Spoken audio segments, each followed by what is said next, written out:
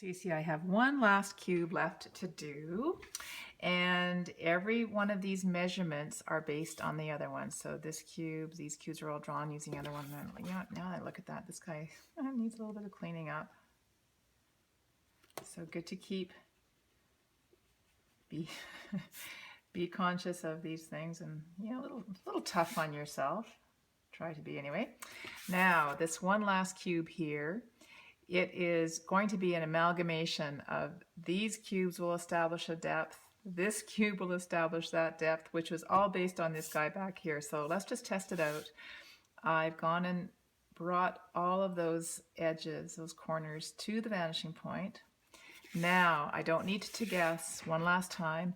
I can use this as a means to get to the depth. I can use this as a means to get to that depth, and if I've got nice even lines, they should all line up. Or I could use its neighbor over here, or I could use this guy back here, because all of these dictate just how deep that cube is going to be. So let's just say that this is probably the best one, because you can really see its distance, and these will all line up.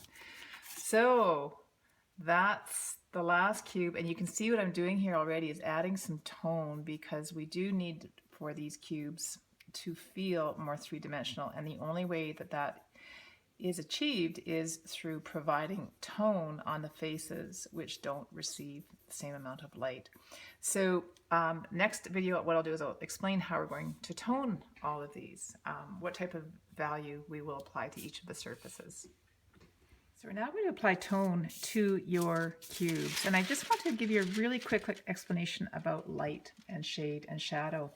And we get to be the decider of what side the light is actually coming on, and oftentimes it really is about composition.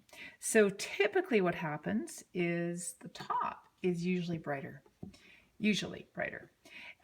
In this sense, though, that would mean if the top is the brightest surface, there's only these little slivers of a plane that would be bright white. So I'm choosing to do the opposite. I'm going to choose that this front face is the brightest.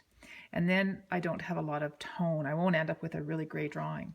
So I'm going to treat the drawing like this, such that the front face will be the brightest and the side will be the darkest. And then the top, you can see I'm actually applying some tone as well.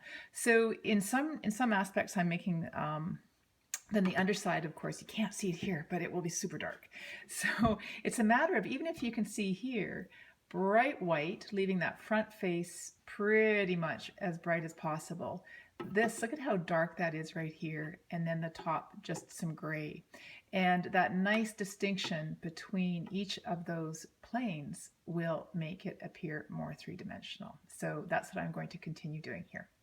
So I've now finished this drawing, and some double checks for you just to give yourself a bit of a self-assessment here.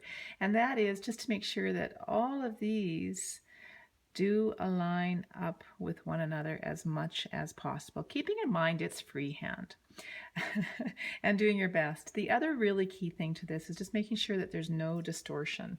I'm just going to make sure that this does align. I'm a little bit out here. You can put some tracing paper over top and just see. But the idea of it is that all of these cubes were derived from a single vanishing point, and that the depth of one influenced the depth of everything else. So just making sure that that's all good. And then as far as your tone, you want to see a lot of contrast between the three surfaces. And in fact, you've got a fourth one in here, which you don't see any light at all, so it gets pretty much close to black. That's the other way to self-assess.